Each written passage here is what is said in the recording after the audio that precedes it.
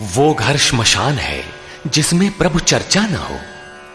आज का मानव इतना व्यस्त है कि चाह कर भी भजन के लिए समय नहीं निकाल पाता।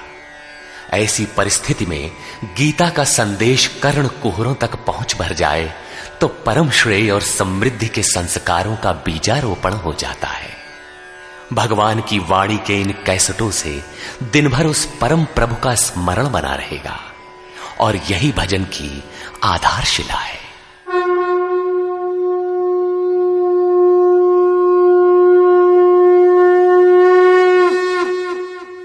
ओम श्री परमात्मने नमः। यथार्थ गीता श्रीमद् भगवद गीता अथ नवमोऽध्याय। प्रस्तुत अध्याय में योगेश्वर श्री कृष्ण ने स्वयं चर्चा की कि योग युक्त पुरुष का ऐश्वर्य कैसा है, सब में व्याप्त रहने पर भी वो कैसे निर्लेप है, करते हुए भी वो कैसे अकर्ता है।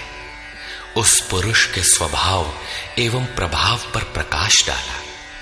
योग को आचरण में ढालने पर आने वाले देवतादिक विघ्नों से सतर्क किया और उस पुरुष के शरण होने पर बल दिया। श्री भगवान उवाच।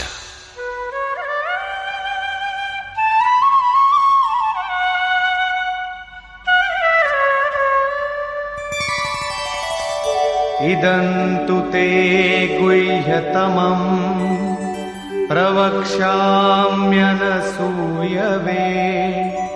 ज्ञानं विज्ञानसहितं यज्ञात्वा मोक्ष्यसे शुभात्। योगेश्वर श्री कृष्ण ने कहा, अर्जुन, असूया अर्थात डाह ईर्ष्या रहित तेरे लिए मैं इस परम गोपनीय ज्ञान को विज्ञान सहित कहूंगा, अर्थात प्राप्ति के पश्चात महापुरुष की रहनी के साथ कहूंगा कि कैसे वो महापुरुष सर्वत्र एक साथ कर्म करता है, कैसे वो जागृति प्रदान करता है, रथी बनकर आत्मा के साथ कैसे सदैव रहता है। यत् ज्ञात्वा, जिसे साक्षात जानकर तू दुख रूपी संसार से मुक्त हो जाएगा। वो ज्ञान कैसा है, इस पर कहते हैं, राजविद्या राजगुह्यं पवित्रमिदमुत्तमम् प्रत्यक्षावगमं धर्म्यं सुसुखं कर्तुमव्ययम्। विज्ञान से संयुक्त ये ज्ञान सभी विद्याओं का राजा है। विद्या का अर्थ भाषा ज्ञान अथवा शिक्षा नहीं है। विद्या ही का ब्रह्म गति प्रदाया सा विद्या या विमुक्तये। विद्या उसे कहते हैं कि जिसके पास आए उसे उठाकर ब्रह्म पथ पर चलाते हुए मोक्ष प्रदान कर दे। यदि रास्ते में रिद्धियों सिद्धियों अथवा प्रकृति में कहीं उलझ गया तो सिद्ध है कि अविद्या सफल हो गई। वो विद्या नहीं है। ये राजविद्या ऐसी है जो निश्चित कल्याण करने वाली है। ये सभी गोपनीयों का राजा है। अविद्या और विद्या के अवगुंठन का अनावरण होने पर योग युक्तता के पश्चात ही इससे मिलन होता है। ये अति पवित्र, उत्तम और प्रत्यक्ष फल वाला है। इधर करो उधर लो, ऐसा प्रत्यक्ष फल वाला है। ये अंधविश्वास नहीं है कि इस जन्म में साधन करो, फल कभी दूसरे जन्मों में मिलेगा। ये परम धर्म परमात्मा से संयुक्त है। विज्ञान सहित ये ज्ञान करने में सरल और अविनाशी है। अश्रद्धाना पुरुषा धर्मस्यास्य परन्तप अप्राप्य मां निवर्तन्ते मृत्यु संसार वर्त्मनि। परंतप अर्जुन, इस धर्म में अर्थात जिसका थोड़ा भी साधन करने पर विनाश नहीं होता, श्रद्धा रहित पुरुष मुझे प्राप्त न होकर संसार क्षेत्र में भ्रमण करता ही रहता है। अतः श्रद्धा अनिवार्य है। क्या आप संसार से परे हैं? इस पर कहते हैं, मया ततमिदं सर्वं जगदव्यक्तमूर्तिना मत्स्थानि सर्वभूतानि न चाहं तेष्वस्थितः। मुझ अव्यक्त स्वरूप से ये सब जगत व्याप्त है, अर्थात मैं जिस स्वरूप में स्थित हूं वो सर्वत्र व्याप्त है। सभी प्राणी मुझ में स्थान पाए हैं, किंतु मैं उनमें स्थित नहीं हूं, क्योंकि मैं अव्यक्त स्वरूप में स्थित हूं।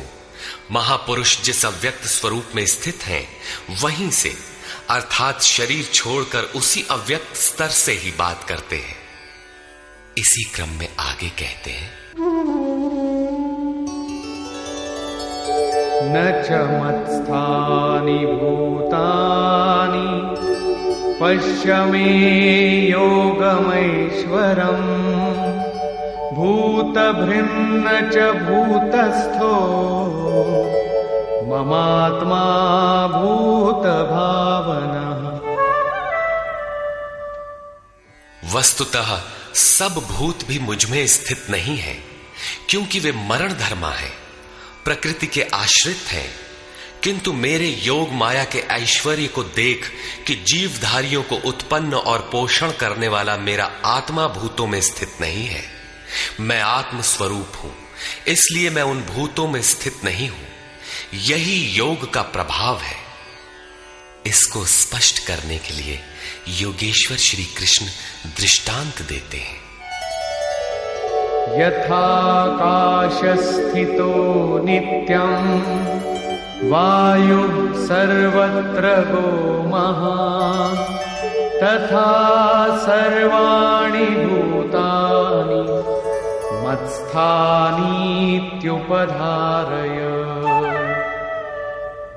जैसे आकाश में ही उत्पन्न होने वाला महान वायु आकाश में सदैव स्थित है, किंतु उसे मलिन नहीं कर पाता, ठीक वैसे ही संपूर्ण भूत मुझ में स्थित है, ऐसा जान।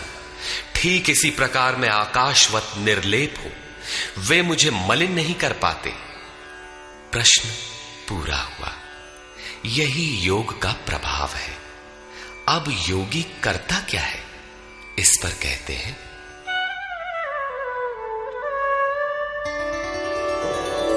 सर्वभूतानि कौन्तेय प्रकृतिं यान्ति मामिकाम् कल्पक्षये पुनस्तानि कल्पादौ विसृजाम्यहम्।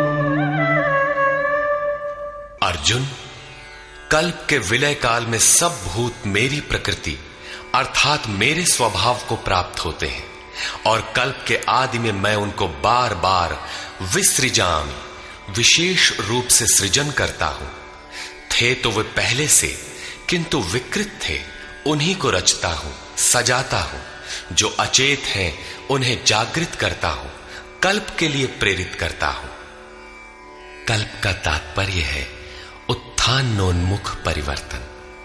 आसुरी संपद से निकलकर जैसे जैसे पुरुष दैवी संपद में प्रवेश पाता है, यहीं से कल्प का आरंभ है, और जब ईश्वर भाव को प्राप्त हो जाता है, वही कल्प का क्षय है।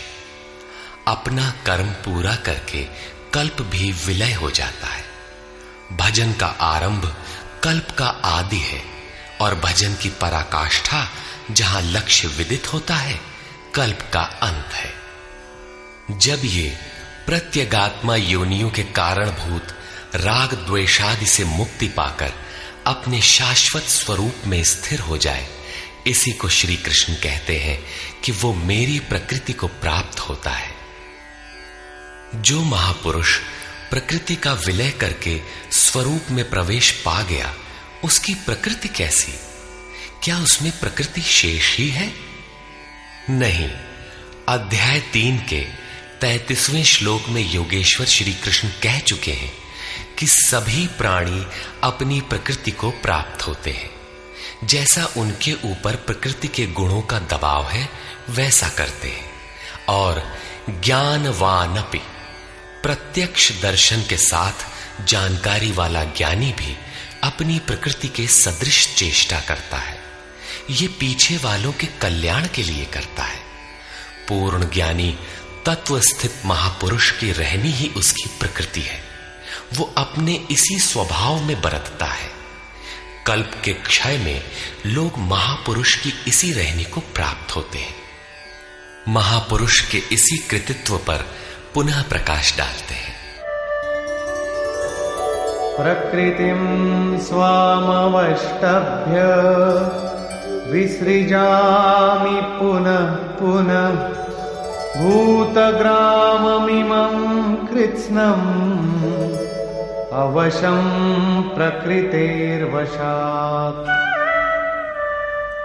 अपनी प्रकृति अर्थात महापुरुष की रहनी स्वीकार करके प्रकृतेर्वशांत, अपने अपने स्वभाव में स्थित प्रकृति के गुणों से परवश हुए इन संपूर्ण भूत समुदाय को मैं बारंबार विसृजाम, विशेष सृजन, विशेष रूप से सजाता हूं। इन्हें अपने स्वरूप की ओर बढ़ने के लिए प्रेरित करता हूं। तब तो आप इस कर्म से बंधे हैं। न च मां तानि कर्माणि निबध्नन्ति धनञ्जय उदासीनवदासीनम् असक्तं तेषु कर्मसु। अध्याय 4 के 9वें श्लोक में योगेश्वर श्री कृष्ण ने कहा था कि महापुरुष की कार्य प्रणाली अलौकिक है। अध्याय 9 के 4थे श्लोक में बताया, मैं अव्यक्त रूप से करता हूं। यहां भी वही कहते हैं, धनंजय, जिन कर्मों को मैं अदृश्य रूप से करता हूं उसमें मेरी आसक्ति नहीं है। उदासीन के सदृश स्थित रहने वाले मुझ परमात्म स्वरूप को वे कर्म नहीं बांधते, क्योंकि कर्म के परिणाम में जो लक्ष्य मिलता है उसमें मैं स्थित हूं। इसलिए उन्हें करने के लिए मैं विवश नहीं हूं। ये तो स्वभाव के साथ जुड़ी प्रकृति के कार्यों का प्रश्न था। महापुरुष की रहनी थी, उनकी रचना थी। अब मेरे अध्यास से जो माया रचती है वो क्या है? वो भी एक कल्प है। मयाध्यक्षेण प्रकृतिः सूयते सचराचरम् हेतुनानेन कौन्तेय जगत् विपरिवर्तते। अर्जुन, मेरी अध्यक्षता में अर्थात मेरी उपस्थिति में सर्वत्र व्याप्त मेरे अध्यास से ये माया अर्थात त्रिगुणमयी प्रकृति, अष्टधा मूल प्रकृति और चेतन दोनों चराचर सहित जगत को रचती है, जो क्षुद्र कल्प है। और इसी कारण से यह संसार आवागमन के चक्र में घूमता रहता है। प्रकृति का यह क्षुद्र कल्प जिसमें काल का परिवर्तन है, मेरे अध्यास से प्रकृति ही करती है, मैं नहीं करता। किंतु 7वें श्लोक का कल्प आराधना का संचार एवं पूर्ति पर्यंत मार्गदर्शन वाला कल्प महापुरुष स्वयं करते हैं। एक स्थान पर वे स्वयं करता है जहां वे विशेष रूप से सृजन करते हैं। यहां कर्ता प्रकृति है, जो केवल मेरे आभास से ये क्षणिक परिवर्तन करती है, जिसमें शरीरों का परिवर्तन, काल परिवर्तन, युग परिवर्तन इत्यादि आते हैं। ऐसा व्याप्त प्रभाव होने पर भी मूढ़ लोग मुझे नहीं जानते। यथा अवजानन्ति मां मूढ़ा मानुषीं तनुमाश्रितम् परं भावमजानन्तो मम भूतमहेश्वरम्। संपूर्ण भूतों के महान ईश्वर रूप मेरे परम भाव को न जानने वाले मूढ़ लोग मुझे मनुष्य शरीर के आधार वाला और तुच्छ समझते हैं। संपूर्ण प्राणियों के ईश्वरों का भी जो महान ईश्वर है, उस परम भाव में मैं स्थित हूं, किंतु हूं मनुष्य शरीरधारी। मूढ़ लोग इसे नहीं जानते, वे मुझे मनुष्य कहकर संबोधित करते हैं। उनका दोष भी क्या है? जब वे दृष्टिपात करते हैं तो महापुरुष का शरीर ही तो दिखाई पड़ता है। कैसे वे समझे कि आप महान ईश्वर भाव में स्थित हैं? वे क्यों नहीं देख पाते? इस पर कहते हैं, मोघाशा मोघ कर्माणो मोघ ज्ञानाविचेतसः राक्षसीमासुरीं चैव प्रकृतिं मोहिनीं श्रिताः। वे वृथा आशा अर्थात जो कभी पूर्ण न हो ऐसी आशा, वृथा कर्म अर्थात बंधनकारी कर्म, वृथा ज्ञान अर्थात जो वस्तुतः अज्ञान है, विचेतसः विशेष रूप से अचेत हुए राक्षसों और असुरों के से मोहित होने वाले स्वभाव को धारण किए होते हैं, अर्थात आसुरी स्वभाव वाले होते हैं, इसलिए मनुष्य समझते हैं। असुर और राक्षस मन का एक स्वभाव है, न कि कोई जाति या योनि। आसुरी स्वभाव वाले मुझे नहीं जान पाते, किंतु महात्मा जन मुझे जानते और भजते हैं। महात्मानस्तु मां पार्थ दैवीं प्रकृतिमाश्रिताः भजन्त्यनन्यमनसो ज्ञात्वा भूतादिमौ व्ययम्। हे पार्थ, परंतु दैवी प्रकृति अर्थात दैवी संपत्ति के आश्रित हुए महात्मा जन मुझे सब भूतों का आदिकरण अव्यक्त और अक्षर जानकर अनन्य मन से अर्थात मन के अंतराल में किसी अन्य को स्थान न देकर केवल मुझ में श्रद्धा रखकर निरंतर मुझे भजते हैं। किस प्रकार भजते हैं? इस पर कहते हैं,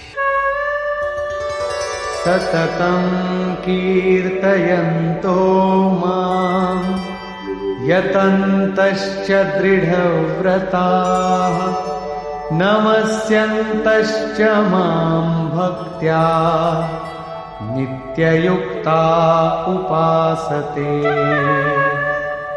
वे निरंतर चिंतन के व्रत में अचल रहते हुए मेरे गुणों का चिंतन करते हैं, प्राप्ति के यत्न करते हैं और मुझे बारंबार नमस्कार करते हुए सदैव मुझसे संयुक्त होकर अनन्य भक्ति से मुझे उपासते हैं, अविरल लगे रहते हैं। कौन सी उपासना करते हैं? कैसा है ये कीर्ति ज्ञान? कोई दूसरी उपासना नहीं, वरन वही यज्ञ जिसे विस्तार से बता आए हैं, उसी आराधना को यहां संक्षेप में योगेश्वर श्री कृष्ण दोहरा रहे हैं। ज्ञान यज्ञेन चाप्यन्ये यजन्तो मामुपासते एकत्वेन पृथक्त्वेन बहुधा विश्वतो मुखम्। उनमें से कोई तो मुझ सर्वव्याप्त विराट परमात्मा को ज्ञान यज्ञ द्वारा यजन करते हैं, अर्थात अपनी लाभ हानि और शक्ति को समझकर इसी नियत कर्म यज्ञ में प्रवृत्त होते हैं। कुछ एकत्व भाव से मेरी उपासना करते हैं कि मुझे इसी में एक होना है, और दूसरे सब कुछ मुझे अलग रखकर मुझे समर्पण करके निष्काम सेवा भाव से मुझे उपासते हैं तथा बहुत प्रकार से उपासते हैं, क्योंकि एक ही यज्ञ के ये सभी ऊंचे नीचे स्तर हैं। यज्ञ का आरंभ सेवा से ही होता है, किंतु उसका अनुष्ठान होता कैसे है? योगेश्वर श्री कृष्ण कहते हैं, यज्ञ मैं करता हूं। यदि महापुरुष रथी न हो तो यज्ञ पार नहीं लगेगा। उन्हीं के निर्देशन में साधक समझ पाता है कि अब वो किस स्तर पर है, कहां तक पहुंच सका है। वस्तुतः यज्ञ करता कौन है? इस पर योगेश्वर श्री कृष्ण कहते हैं, अहं क्रतुरहं यज्ञः स्वधाहमहमौषधम् मन्त्रोऽहमहमेवाज्यम् अहमग्निरहं हुतम्। कर्ता मैं हूं। वस्तुतः कर्ता के पीछे प्रेरक के रूप में सदैव संचालित करने वाला इष्ट ही है। कर्ता द्वारा जो पार लगता है मेरी देन है। यज्ञ मैं हूं। यज्ञ आराधना की विधि विशेष है। पूर्ति काल में यज्ञ जिसका सृजन करता है उस अमृत का पान करने वाला पुरुष सनातन ब्रह्म में प्रवेश पा जाता है। स्वधा मैं हूं अर्थात अतीत के अनंत संस्कारों का विलय करना, उन्हें तृप्त कर देना मेरी देन है। भवरोग को मिटाने वाली औषधि मैं हूं। मुझे पाकर लोग इस रोग से निवृत्त हो जाते हैं। मंत्र मैं हूं। मन को श्वास के अंतराल में निरोध करना मेरी देन है। इस निरोध क्रिया में तीव्रता लाने वाली वस्तु आज्य अर्थात हवि भी मैं हूं। अग्नि मैं हूं। मेरे ही प्रकाश में मन की सभी प्रवृत्तियां विलय होती हैं तथा हवन अर्थात समर्पण भी मैं ही हूं। यहां योगेश्वर श्री कृष्ण बार बार मैं हूं कह रहे हैं। इसका आशय मात्र इतना है कि मैं ही प्रेरक के रूप में आत्मा से अभिन्न होकर खड़ा हो जाता हूं तथा निरंतर निर्णय देते हुए योग क्रिया को पूर्ण कराता हूं। इसी का नाम विज्ञान है। पूज्य महाराज जी कहा करते थे कि जब तक इष्ट देव रथी होकर श्वास प्रश्वास पर रोकथाम न करने लगे तब तक भजन आरंभ ही नहीं होता। कोई लाख आंख मूंदे भजन करे, शरीर को तपा डाले, लेकिन जब तक जिस परमात्मा की हमें चाह है वो जिस सतह पर हम खड़े हैं उस स्तर पर उतरकर आत्मा से अभिन्न होकर जागृत नहीं हो जाता तब तक सही मात्रा में भजन का स्वरूप समझ में नहीं आता। इसीलिए महाराज जी कहते थे, मेरे स्वरूप को पकड़ो मैं सब दूंगा। श्री कृष्ण कहते हैं सब मुझसे होता है। पिताहमस्य जगतो माता धाता पितामहः वेद्यं पवित्रमोंकार ऋक्सामयजुरेव च।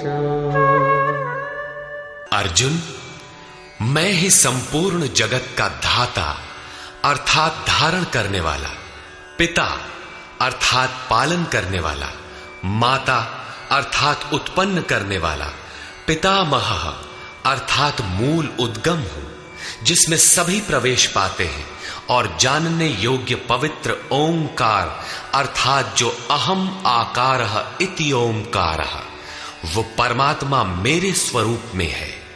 सोहम, तत्वमसि इत्यादि एक दूसरे के पर्याय हैं।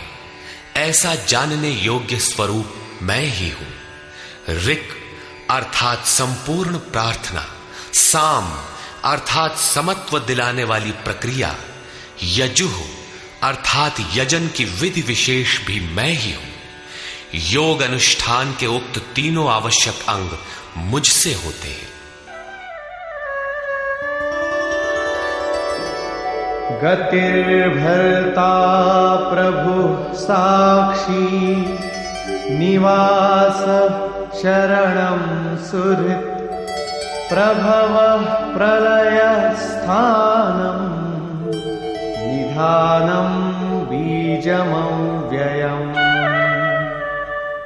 हे अर्जुन, गति अर्थात प्राप्त होने योग्य परम गति, भर्ता भरण पोषण करने वाला, सबका स्वामी, साक्षी अर्थात दृष्टा रूप में स्थित सबको जानने वाला, सबका वास स्थान शरण लेने योग्य, अकारण प्रेमी मित्र, उत्पत्ति और प्रलय अर्थात शुभाशुभ संस्कारों का विलय तथा अविनाशी कारण मैं ही हूं।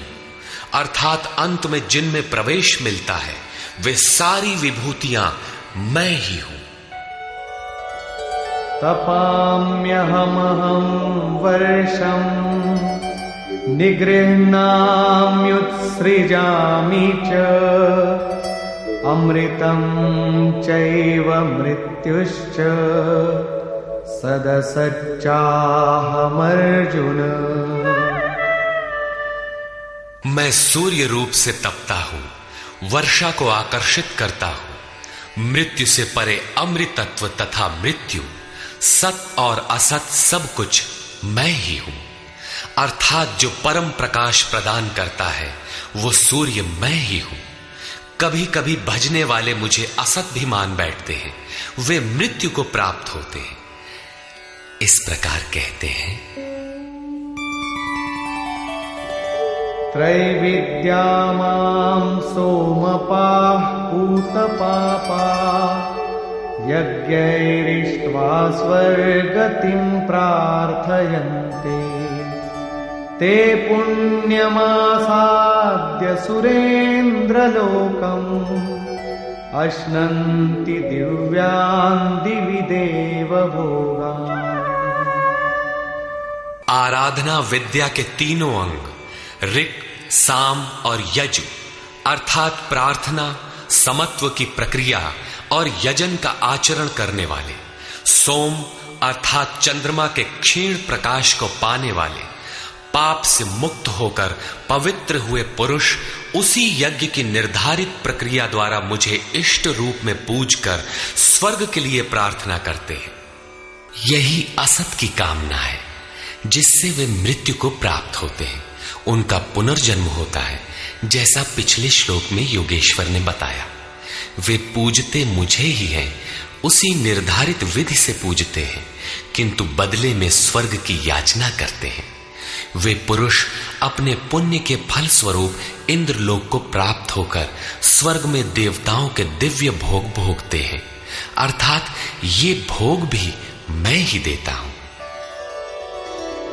ते तं भुक्त्वा स्वर्गलोकं विशालम् क्षीणे पुण्ये मर्त्यलोकं विशन्ति एवं त्रयी धर्ममनुप्रपन्ना गतागतं काम कामा लभन्ते।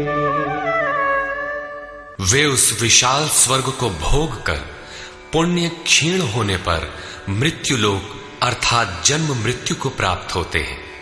इस प्रकार त्रयी धर्मम प्रार्थना, समत्व एवं यजन की तीनों विधियों से एक ही यज्ञ का अनुष्ठान करने वाले मेरे शरण हुए भी कामना वाले पुरुष बारंबार जाने आने को अर्थात पुनर्जन्म को प्राप्त होते हैं। अतः किसी प्रकार की कामना नहीं करनी चाहिए। जो कामना नहीं करते उन्हें क्या मिलता है? अनन्याश्चिन्तयन्तो मां ये जनाः पर्युपासते तेषां नित्याभियुक्तानां योगक्षेमं वहाम्यहम्। अनन्य भाव से मुझ में स्थित भक्तजन मुझ परमात्म स्वरूप का निरंतर चिंतन करते हैं। पर्युपासते लेश मात्र भी त्रुटि न रखकर मुझे उपासते हैं। उन नित्य एक ही भाव से संयुक्त हुए पुरुषों का योगक्षेम मैं स्वयं वहन करता हूं, अर्थात उनके योग की सुरक्षा की सारी जिम्मेदारी मैं अपने हाथ में लेता हूं। इतना होने पर भी लोग अन्य देवताओं को भजते हैं। येऽप्यन्य देवता भक्ता यजन्ते श्रद्धयान्विताः तेऽपि मामेव कौन्तेय यजन्त्यविधिपूर्वकम्। कौन्तेय, श्रद्धा से युक्त हुए जो भक्त दूसरे दूसरे देवताओं को पूजते हैं वे भी मुझे ही पूजते हैं, किंतु उनका वो पूजना अविधि पूर्वक है। मेरी प्राप्ति की विधि से रहित है। यहां योगेश्वर श्री कृष्ण ने दूसरी बार देवताओं के प्रकरण को लिया है। सर्वप्रथम अध्याय 7 के 20वें से 23वें श्लोक तक उन्होंने कहा, अर्जुन, कामनाओं द्वारा जिनके ज्ञान का अपहरण कर लिया गया है, ऐसे मूढ़ बुद्धि पुरुष अन्य देवताओं की पूजा करते हैं, और जहां पूजा करते हैं वहां देवता नाम की सक्षम सत्ता तो है नहीं, परंतु पीपल, पत्थर, भूत, भवानी अथवा अन्यत्र जहां उनकी श्रद्धा झुक जाती है वहां कोई देवता नहीं है। मैं ही सर्वत्र हूं। उस स्थान पर मैं ही खड़ा होकर उनकी देव श्रद्धा को उन स्थानों पर स्थिर करता हूं। मैं ही फल का विधान करता हूं, फल देता हूं। फल निश्चित मिलता है, किंतु उनका फल नाशवान है। आज है तो कल भोगने में आ जाएगा, नष्ट हो जाएगा, जबकि मेरा भक्त नष्ट नहीं होता। अतः वे मूढ़ बुद्धि जिनके ज्ञान का अपहरण हो गया है वही अन्य देवता की पूजा करते हैं। प्रस्तुत अध्याय 9 के 23 से 25वें श्लोक तक योगेश्वर श्री कृष्ण पुनः दोहराते हैं, अर्जुन, जो श्रद्धा से अन्य अन्य देवताओं को पूजते हैं वे मुझे ही पूजते हैं, किंतु अविधि पूर्वक है। अब प्रश्न उठता है कि जब वे भी प्रकारांतर से आपको ही पूजते हैं और फल भी मिलता ही है, तो दोष क्या है? अहम हि सर्वयज्ञानां भोक्ता च प्रभुरेव च न तु मामभिजानन्ति तत्त्वेनातश्च वन्ति ते। संपूर्ण यज्ञों का भोक्ता अर्थात यज्ञ जिसमें विलय होते हैं, यज्ञ के परिणाम में जो मिलता है वो मैं हूं और स्वामी भी मैं ही हूं, परंतु वे मुझे तत्व से भली प्रकार नहीं जानते, इसलिए च्यवंती गिरते हैं। अर्थात वे कभी अन्य देवताओं में गिरते हैं और तत्व से जब तक नहीं जानते तब तक कामनाओं से भी गिरते हैं। उनकी गति क्या है? यान्ति देवव्रता देवान् पितॄन् यान्ति पितृव्रता भूतानि यान्ति भूतेजा यान्ति मद्याजिनोऽपि माम्। अर्जुन, देवताओं को पूजने वाले देवताओं को प्राप्त होते हैं। देवता हैं तो परिवर्तित सत्ता, वे अपने सदकर्मानुसार जीवन व्यतीत करते हैं। पितरों को पूजने वाले पितरों को प्राप्त होते हैं, अर्थात अतीत में उलझे रहते हैं। भूतों को पूजने वाले भूत होते हैं, शरीर धारण करते हैं, और मेरा भक्त मुझे प्राप्त होता है। वे मेरे साक्षात स्वरूप होते हैं, उनका पतन नहीं होता। इतना ही नहीं, मेरी पूजा का विधान भी सरल है। पत्रं पुष्पं फलं तोयं यो मे भक्त्या प्रयच्छति तदहं भक्त्युपहृतम् अश्नामि प्रयतात्मनः। भक्ति का आरंभ यहीं से है कि पत्र, पुष्प, फल, जल इत्यादि जो कोई मुझे भक्ति पूर्वक अर्पित करता है, मन से प्रयत्न करने वाले उस भक्त का वो सब मैं खाता हूं, अर्थात स्वीकार करता हूं। इसलिए यत्करोषि यदश्नासि यज्जुहोषि ददासि यत्तपस्यसि कौन्तेय तत्कुरुष्व मदर्पणम्। अर्जुन, तू जो कर्म अर्थात यथार्थ कर्म करता है, जो खाता है, जो हवन करता है, समर्पण करता है, दान देता है, मन सहित इंद्रियों को जो मेरे अनुरूप तपाता है, वो सब मुझे अर्पण कर, अर्थात मेरे प्रति समर्पित होकर ये सब कर। समर्पण करने से योग के क्षेत्र की जिम्मेदारी मैं ले लूंगा।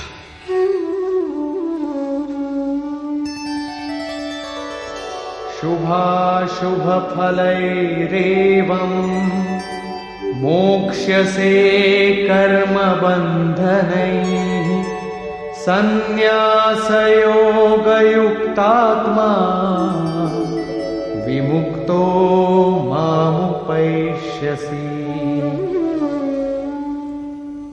इस प्रकार सर्वस्व के न्यास संन्यास योग से युक्त हुआ तू शुभाशुभ फलदाता कर्मों के बंधन से मुक्त होकर मुझे प्राप्त होगा। उपर्युक्त 3 श्लोकों में योगेश्वर श्री कृष्ण ने क्रमबद्ध साधन और उसके परिणाम का चित्रण किया है। पहले पत्र पुष्प फल जल का पूर्ण श्रद्धा से अर्पण, दूसरे समर्पित होकर कर्म का आचरण और तीसरे पूर्ण समर्पण के साथ सर्वस्व का त्याग। इनके द्वारा कर्म बंधन से विमुक्त अर्थात विशेष रूप से मुक्त हो जाएगा।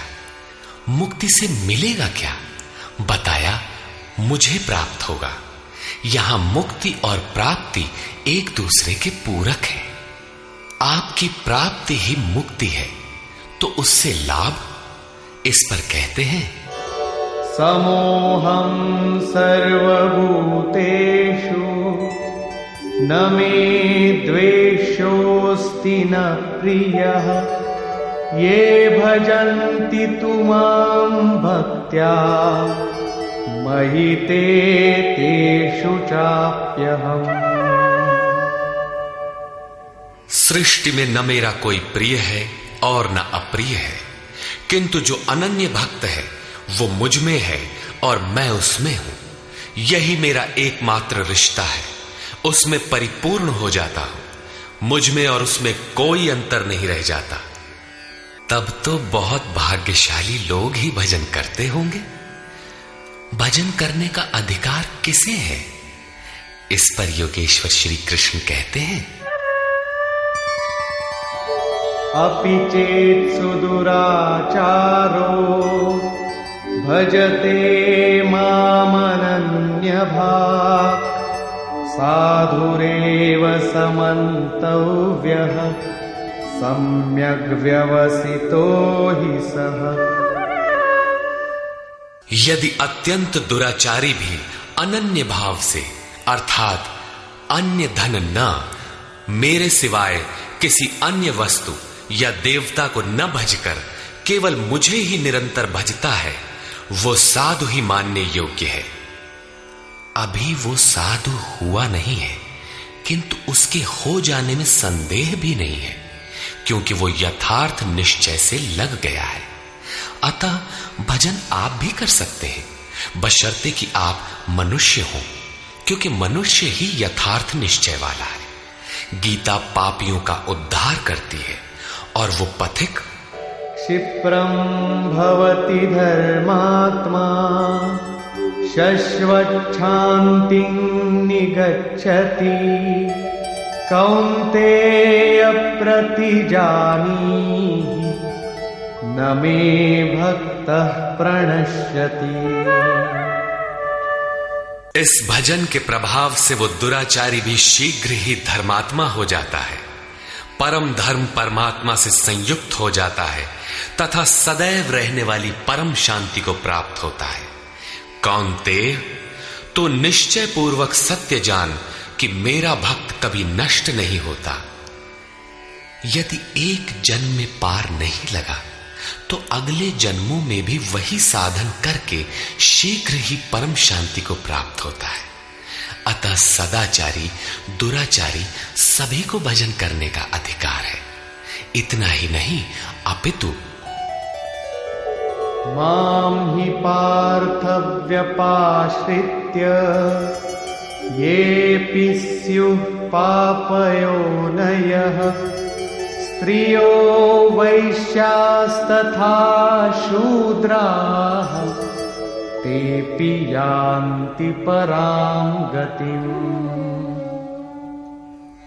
पार्थ, स्त्री वैश्य शूद्रादि तथा जो कोई पाप योनि वाले भी हो, वे सभी मेरे आश्रित होकर परम गति को प्राप्त होते हैं। अतः ये गीता मनुष्य मात्र के लिए है, चाहे वो कुछ भी करता हो, कहीं भी पैदा हुआ हो, सबके लिए ये एक समान कल्याण का उपदेश करती है। गीता सार्वभौम है। पाप योनि अध्याय 16 के 7वें से 21वें श्लोक तक आसुरी वृत्ति के लक्षणों के अंतर्गत भगवान ने बताया कि जो शास्त्र विधि का त्याग कर नाम मात्र के यज्ञों द्वारा दंभ से यजन करते हैं, वे नरों में अधम है। यज्ञ है नहीं किंतु नाम दे रखा है और दंभ से यजन करता है, वो क्रूर कर्मी और पापाचारी अर्थात पाप योनि है। वैश्य शूद्र भगवत पथ की सीढ़ियां हैं। स्त्रियों के प्रति कभी सम्मान कभी हीनता की भावना रही है, किंतु योग प्रक्रिया में स्त्री और पुरुष दोनों का समान ही प्रवेश है। किम पुनर्ब्राह्मणा पुण्या भक्ता राजर्षयस्तथा अनित्यमसुखं लोकम् इमं प्राप्य भजस्व माम्। फिर तो ब्राह्मण तथा राजर्षि क्षत्रिय श्रेणी के भक्तों के लिए कहना ही क्या है। ब्राह्मण एक अवस्था विशेष है जिसमें ब्रह्म में प्रवेश दिला देने वाली सारी योग्यताएं विद्यमान है। शांति, आर्जव, अनुभवी, उपलब्धि, ध्यान और इष्ट के निर्देशन पर जिसमें चलने की क्षमता है, यही ब्राह्मण की अवस्था है। राजर्षि क्षत्रिय में रिद्धियों सिद्धियों का संचार, शौर्य, स्वामी भाव, पीछे न हटने का स्वभाव रहता है। इस योग स्तर पर पहुंचे हुए योगी तो पार होते ही हैं, उनके लिए क्या कहना है। अतः अर्जुन, तू सुख रहित क्षण भंगुर इस मनुष्य शरीर को प्राप्त होकर मेरा ही भजन कर। इस नश्वर शरीर के ममत्व पोषण में समय नष्ट न कर। अतः वे भजन की धारणा पर प्रोत्साहन देते हैं। मन्मना भव मद्भक्तो मद्याजी मां नमस्कुरु मामे वैश्यसि युक्त्वैवम् आत्मानं मत्परायणः। अर्जुन, मेरे में ही मन वाला हो, सिवाय मेरे दूसरे भाव मन में ना आने पाए। मेरा अनन्य भक्त हो, अनवरत चिंतन में लग, श्रद्धा सहित मेरा ही निरंतर पूजन कर और मेरे को ही नमस्कार कर। इस प्रकार मेरे शरण हुआ आत्मा को मुझ में एक ही भाव से स्थित कर, तो मुझे ही प्राप्त होगा, अर्थात मेरे साथ एकता प्राप्त करेगा। निष्कर्ष, इस अध्याय के आरंभ में श्री कृष्ण ने कहा, अर्जुन, तुझ दोष रहित भक्त के लिए मैं इस ज्ञान को विज्ञान सहित कहूंगा, जिसे जानकर कुछ भी जानना शेष नहीं रहेगा। इसे जानकर तू संसार बंधन से छूट जाएगा। यह ज्ञान संपूर्ण विद्याओं का राजा है। विद्या वह है जो परब्रह्म में प्रवेश दिलाए। यह ज्ञान उसका भी राजा है, अर्थात निश्चित कल्याण करने वाला है। यह संपूर्ण गोपनीयों का भी राजा है। गोपनीय वस्तु को भी प्रत्यक्ष कराने वाला है। यह प्रत्यक्ष फल वाला, साधन करने में सुगम और अविनाशी है। इसका थोड़ा भी साधन आपसे पार लग जाए तो इसका कभी नाश नहीं होता, वरन इसके प्रभाव से वह परम श्रेय तक पहुंच जाता है। किंतु इसमें एक शर्त है। श्रद्धा विहीन पुरुष परम गति को प्राप्त न होकर संसार चक्र में भटकता है। योगेश्वर श्री कृष्ण ने योग के ऐश्वर्य पर भी प्रकाश डाला। दुख के संयोग का वियोग ही योग है, अर्थात जो संसार के संयोग वियोग से सर्वथा रहित है, उसका नाम योग है।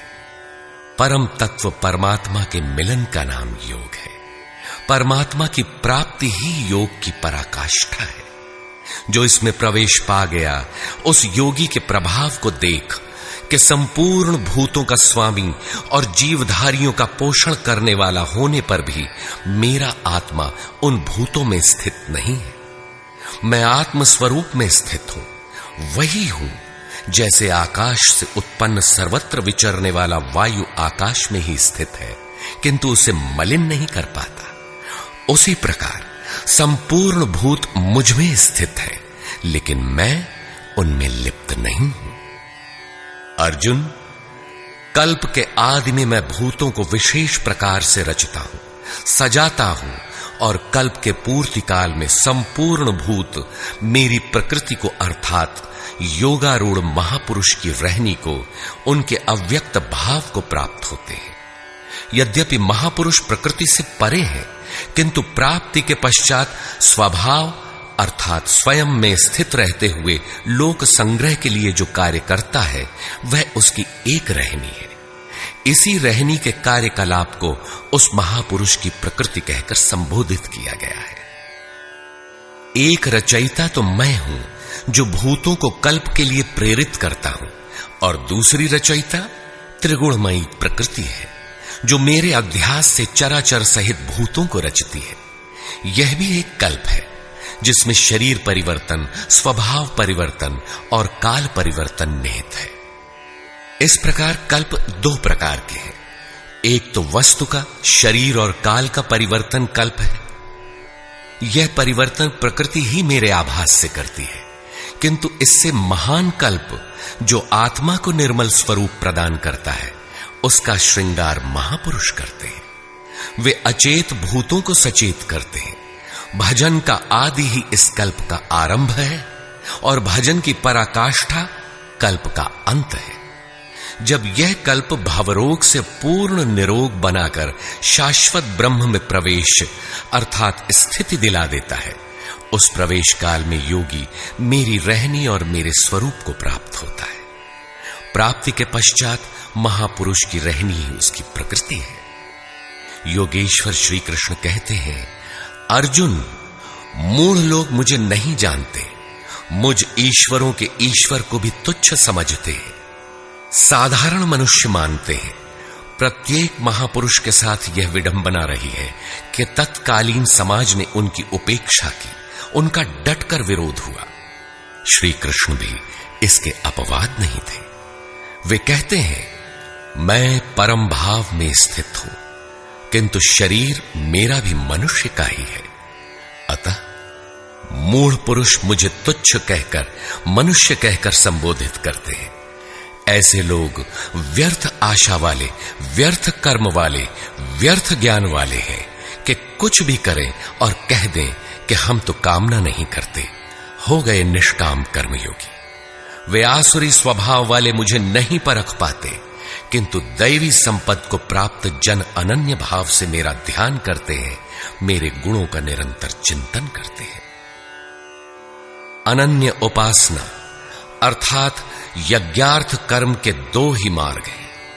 पहला है ज्ञान मार्ग अर्थात अपने भरोसे, अपनी शक्ति को समझकर उसी नियत कर्म में प्रवृत्त होना, और दूसरी विधि स्वामी सेवक भावना की है, जिसमें सद्गुरु के प्रति समर्पित होकर वही कर्म किया जाता है। इन्हीं दो दृष्टियों से लोग मुझे उपासते हैं, किंतु उनके द्वारा जो पार लगता है वह यज्ञ, वह हवन, वह कर्ता, श्रद्धा और औषधि जिससे भावरोग की चिकित्सा होती है, मैं ही हूं। अंत में जो गति प्राप्त होती है वह गति भी मैं ही हूं। इसी यज्ञ को लोग त्रैविद्या, प्रार्थना, यजन और समत्व दिलाने वाली विधियों से संपादित करते हैं, किंतु बदले में स्वर्ग की कामना करते हैं। तो मैं स्वर्ग भी देता हूं। उसके स्वभाव से वे इंद्र पद प्राप्त कर लेते हैं, दीर्घ काल तक उसे भोगते हैं, किंतु पुण्य क्षीण होने पर वे पुनर्जन्म को प्राप्त होते हैं। उनकी क्रिया सही थी, किंतु भोगों की कामना रहने पर पुनर्जन्म पाते हैं। अतः भोगों की कामना नहीं करनी चाहिए। जो अनन्य भाव से अर्थात मेरे सिवाय दूसरा है ही नहीं, ऐसे भाव से जो निरंतर मेरा चिंतन करते हैं, लेश मात्र भी त्रुटि न रह जाए, ऐसे जो भजते हैं, उनके योग की सुरक्षा का भार मैं अपने हाथ में ले लेता हूं। इतना होने पर भी कुछ लोग अन्य देवताओं की पूजा करते हैं, वे भी मेरी ही पूजा करते हैं, किंतु वह मेरी प्राप्ति की विधि नहीं है। वे संपूर्ण यज्ञों के भोक्ता के रूप में मुझे नहीं जानते, अर्थात उनकी पूजा के परिणाम में मैं नहीं मिलता, इसीलिए उनका पतन हो जाता है। वे देवता, भूत अथवा पितरों के कल्पित रूप में निवास करते हैं, जबकि मेरा भक्त साक्षात मुझ में निवास करता है, मेरा ही स्वरूप हो जाता है। योगेश्वर श्री कृष्ण ने इस यज्ञार्थ कर्म को अत्यंत सुगम बताया कि कोई फल फूल या जो भी श्रद्धा से देता है उसे मैं स्वीकार करता हूं। अतः अर्जुन, तू जो कुछ आराधना करता है मुझे समर्पित कर। जब सर्वस्व का न्यास हो जाएगा तब योग से युक्त हुआ तू कर्मों के बंधन से मुक्त हो जाएगा और वह मुक्ति मेरा ही स्वरूप है। दुनिया में सब प्राणी मेरे ही हैं, किसी भी प्राणी से न मुझे प्रेम है न द्वेष, मैं तटस्थ हूं। किंतु जो मेरा अनन्य भक्त है, मैं उसमें हूं, वो मुझ में है। अत्यंत दुराचारी जघन्यतम पापी ही कोई क्यों ना हो, फिर भी अनन्य श्रद्धा भक्ति से मुझे भजता है तो वह साधु मानने योग्य है। उसका निश्चय स्थिर है तो वह शीघ्र ही परम से संयुक्त हो जाता है और सदा रहने वाली परम शांति को प्राप्त होता है। यहां श्री कृष्ण ने स्पष्ट किया कि धार्मिक कौन है।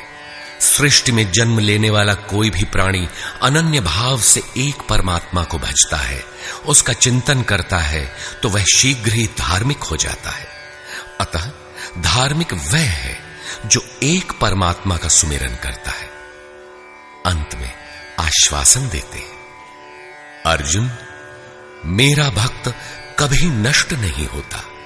कोई शूद्र हो, नीच हो, आदिवासी हो या अनादिवासी या कुछ भी नामधारी हो, पुरुष अथवा स्त्री हो अथवा पाप योनि तिर्यक योनि वाला भी जो हो, मेरी शरण होकर परम श्रेय को प्राप्त होता है। इसलिए अर्जुन, सुख रहित क्षण भंगुर किंतु दुर्लभ मनुष्य शरीर को पाकर मेरा भजन कर। फिर तो जो ब्रह्म में प्रवेश दिलाने वाली योग्यताओं से युक्त है, उस ब्राह्मण तथा जो राजर्षित्व के स्तर से भजने वाला है, ऐसे योगी के लिए कहना ही क्या है, वह तो पार ही है। अतः अर्जुन, निरंतर मुझ में मन वाला हो, निरंतर नमस्कार कर। इस प्रकार मेरी शरण में हुआ तू मुझे ही प्राप्त होगा, जहां से पीछे लौटकर नहीं आना पड़ता। प्रस्तुत अध्याय में उस विद्या पर प्रकाश डाला गया जिसे श्री कृष्ण स्वयं जागृत करते हैं। यह राज विद्या है जो एक बार जागृत होने पर निश्चित कल्याण करती है। अतः ओम तत्सदिति श्रीमद्भगवद गीता सूपनिषत्सु ब्रह्म विद्यायाम योग शास्त्रे श्री कृष्णार्जुन संवादे राज विद्या जागृति नाम नवमोऽध्यायः। इस प्रकार स्वामी अड़गड़ानंद कृत श्रीमद् भगवद गीता के भाष्य यथार्थ गीता का 9वां अध्याय पूर्ण होता है। हरि ओम।